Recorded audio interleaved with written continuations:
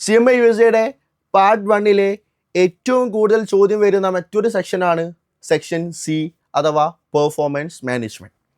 It's me Yasar Abdullah, your faculty for CMA USA and ACCA. നമ്മൾ ഈ ഒരു വീഡിയോയിലൂടെ നോക്കാൻ പോകുന്നത് സെക്ഷൻ സി പെർഫോമൻസ് മാനേജ്മെൻറ്റിൻ്റെ ഒരു ഓവർവ്യൂ ആണ്. എന്തൊക്കെ കാര്യങ്ങളാണ് നമ്മൾ ഇതിൽ നിന്ന് പഠിക്കാൻ പോകുന്നത് എന്നുള്ള വിഷയങ്ങളാണ് ഇതിലൂടെ ഡിസ്കസ് ചെയ്യുന്നത്. പെർഫോമൻസ് മാനേജ്മെൻറ്റിനെ ഏറ്റവും നമ്മൾ സിമ്പിളായി പറയാറുള്ളത് വേരിയൻസ് എന്ന ആ സെക്ഷനെ പൊതുവേ നമ്മൾ വേരിയൻസ് എന്ന സെക്ഷൻ എന്നാണ് പറയാം.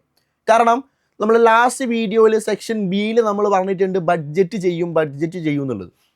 അപ്പോൾ അവിടെ നിങ്ങൾ കമ്പനി ഒരുപാട് കാര്യങ്ങൾ ആ ഒരു വർഷം തുടങ്ങുന്നതിന് മുമ്പായിട്ട് തന്നെ ബഡ്ജറ്റ് ചെയ്തിട്ടുണ്ടാവും.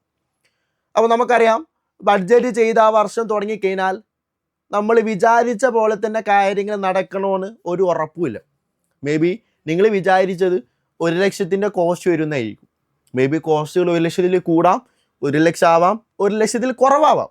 സ്വാഭാവികമായിട്ടും നിങ്ങൾ വിചാരിച്ച എമൗണ്ടുകളിൽ നിന്ന് ഒരു ഡിഫറൻസ്, ഒരു വേരിയൻസ് വരാനുള്ള സാധ്യതയുണ്ട്.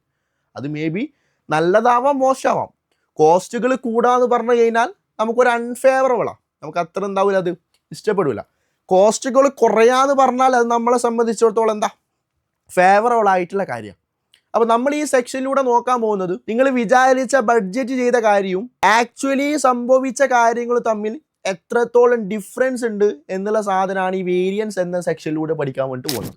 നിങ്ങൾ വിചാരിച്ച കോസ്റ്റും ആക്ച്വലി വന്ന കോസ്റ്റുകളും തമ്മിൽ എത്രത്തോളം ഡിഫറൻസ് ഉണ്ട്, നിങ്ങൾ വിചാരിച്ച വരുമാനവും ആക്ച്വലി വന്ന വരുമാനവും തമ്മിൽ എത്രത്തോളം ഡിഫറൻസ് ഉണ്ട്. അത് മേ ബി കൂടുതലാവാം, കുറയിലാവാം, ഡിഫറൻസ് എന്നേ പറയുന്നുള്ളൂ. അങ്ങനെയുള്ള വേരിയൻസ് ആയിരിക്കും നമ്മൾ ഈ ഒരു സെക്ഷൻ സിയിൽ നമ്മൾ ഡിസ്കസ് ചെയ്യുന്നത്.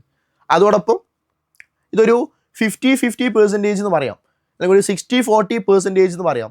ഒരു 60% പ്രോബ്ലം, ബാക്കി പ്രാക്ടിക്കൽ ഓറിയൻറ്റഡ് ആയിട്ടുള്ള തിയറി ഏരിയാസും വരുന്ന ഒരു സെക്ഷനാണ് സെക്ഷൻ സി.